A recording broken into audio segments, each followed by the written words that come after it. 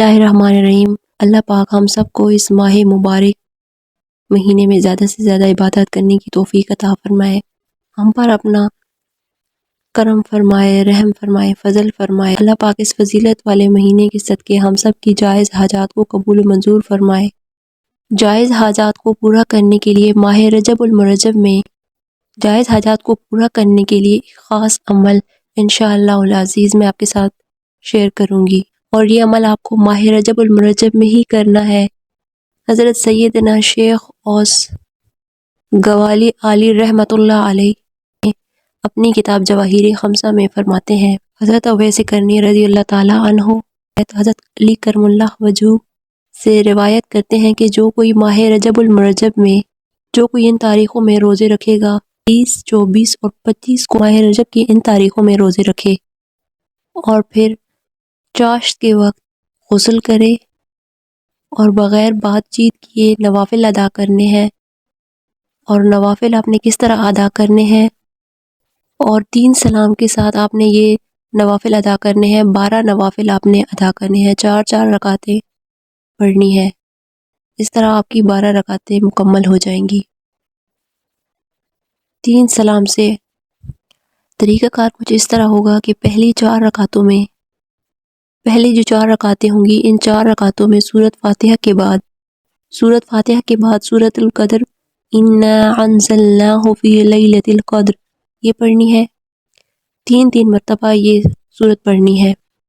اور سلام پھیرنے کے بعد 70 بار یہ کہے لا الہ الا اللہ الملک الحق المبین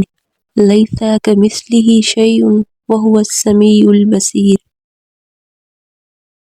یہ آپ نے 70 مرتبہ یہ آیت پڑھنی ہے۔ پھر اس کے بعد دوسری 4 رکعتیں پڑھنی ہیں، ان 4 رکعتوں میں سورۃ فاتحہ کے بعد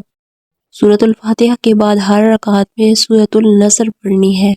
اور یہ سورت آپ نے 3 بار پڑھنی ہے ہر رکعت میں، اذا جاء نصر اللہ والفتح، اور پھر سلام پھیرنے کے بعد 70 بار یہ پڑھے انک قوی معین واحد دلیل بحق ایاک نعبد وَإِيَّاكَ نَسْتَعِينُ یہ دعا آپ نے 70 مرتبہ پڑھنی ہے، اور پھر تیسری 4 رکعتوں میں سورۃ الفاتحہ کے بعد 3 بار سورۃ الاخلاص پڑھے، یعنی کہ قل هو اللہ احد شریف پڑھے، اور پھر اسی طرح سلام پھیرنے کے بعد 70 مرتبہ سورۃ العلم نشرح پڑھے، اور جب یہ عمل پورا ہو جائے تو 70 مرتبہ سورۃ العلم نشرح پڑھنے کے بعد اپنے سینے پہ ہاتھ رکھنا ہے، اور ہاتھ رکھ کے اور حاجتوں کو پورا کرنے والے اے میرے مالک اللہ کریم کی بارگاہ میں اپنی جائز حاجات پیش کرنی ہے۔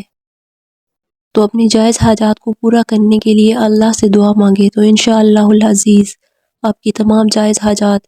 نوافل کے ادا کرنے سے ضرور پوری ہو جائیں گی، آپ کی ہر جائز حاجات پوری ہوگی، تو اللہ کی رحمت سے اس کی تمام جائز حاجات پوری ہو جائیں گی۔ مگر یاد رکھیں جب یہ آپ عمل کریں تو آپ کا ایمان مضبوط ہونا چاہیے، آپ کا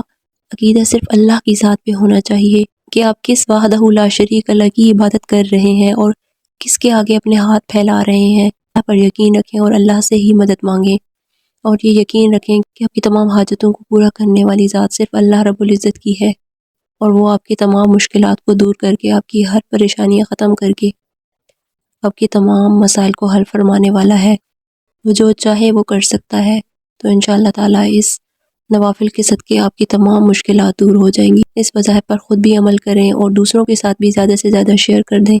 تاکہ دوسرے بہن بھائی بھی اس وظیفے سے فائدہ اٹھا سکیں۔ جزاک اللہ۔